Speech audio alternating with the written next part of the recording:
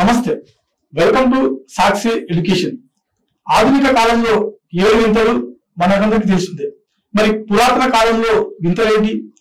అందులో ఒకటి ప్రముఖమైనది కొలాసస్ of roads. అసలు ఏంటి ఇది? దీని గురించి మనతో చర్చించడానికి ప్రముఖ పోటీ పరీక్షల నిపుణులు, international relations and history subject faculty Manoj Reddy గారు మనతో ఉన్నారు. నమస్తే సార్. నమస్తే సార్, ఈ రోడ్స్ యొక్క కొలాసస్ అంటే ఏమిటి అసలు?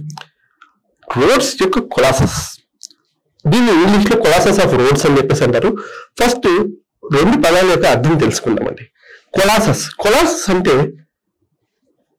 చాలా ఎత్తు అయిన స్టాచ్యూని కొలాసస్ అని చెప్పేసి గ్రీక్ భాషలో అభివర్ణించడం జరిగింది. ఈ కొలాసస్ ఎక్కడుంది? రోడ్స్ అనే ఏరియాలో ఉంది. ఈ రోడ్స్ అనేది Greek islands one of the important island is called roads.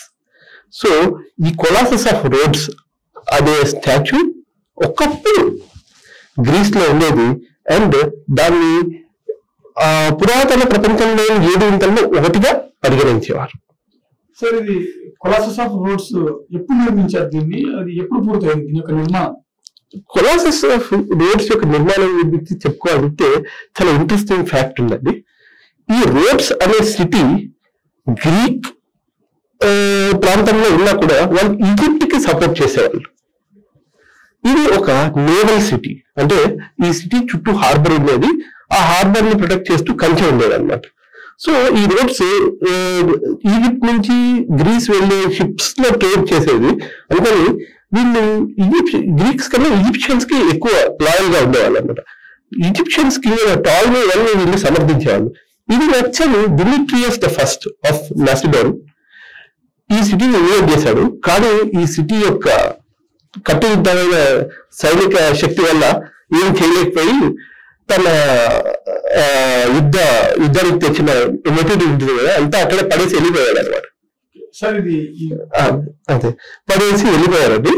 ఆ పడేసిన ఎక్విప్మెంట్ మొత్తం అమ్మేసి వచ్చిన డబ్బుతో సన్ గాడ్ అయిన హీలియోస్ కి హీలియోస్ సన్ గాడ్ వాళ్ళ ఆరాధ్య దైవం, రోడ్స్ యొక్క ఆరాధ్య దైవం, ఆయన యొక్క ప్రతిభ వల్ల మనం ఈ యుద్ధం గెలిచామని చెప్పేసి ఆయనకు ఒక పెద్ద స్టాచ్యూ కట్టించాలని చెప్పేసి ఒక స్టాచ్యూ కట్టించారు. అది అప్పుడులోనే 108 feet పొడవున్న స్టాచ్యూ అండి.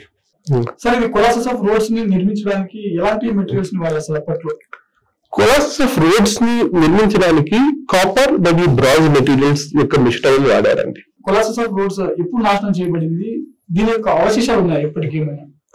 కొలాసస్ ఆఫ్ రోడ్స్ 280 BC లో దీన్ని కట్టడం మొదలుపెట్టి ఒక 9 years కి కంప్లీట్ అయిందండి. ఇది తర్వాత కాలంలో వచ్చిన అర్త్క్వేక్ లో ఒక 60 years తర్వాత 226 BC లో వచ్చిన అర్త్క్వేక్ లో బిఫోర్ క్రైస్ట్ అండి. మొత్తం పురాతన కాలం అంటే మనకు క్రైస్ట్ కాలమే పురాతన కాలం అంటే.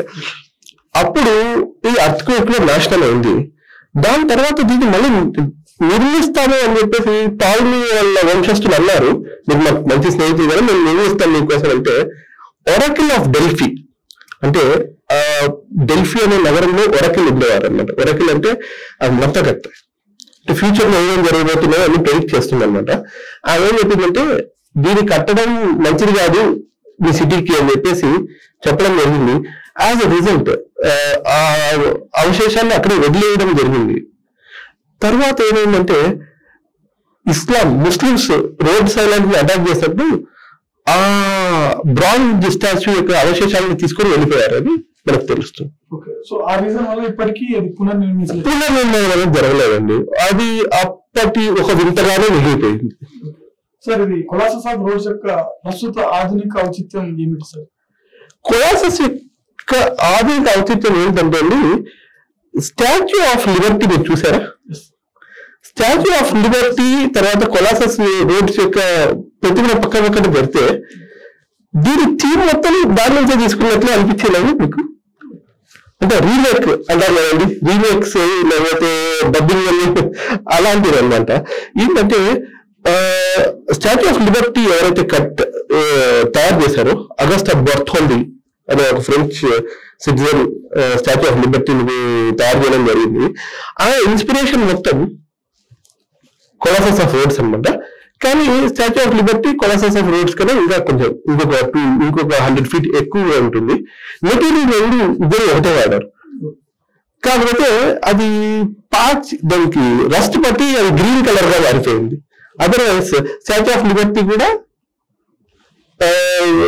ఇది లానే కొలాసస్ ఆఫ్ రోడ్స్ లానే షైనింగ్ గా ఉండేది. సో చూశారు కదా మనోజ్ రెడ్డి గారి మాటల్లో కొలాసస్ ఆఫ్ రోడ్స్ గురించి. మరో వీడియోతో మళ్ళీ కలుద్దాం. చూస్తూనే ఉండండి Sakshi education. Thanks for watching. Thank you all.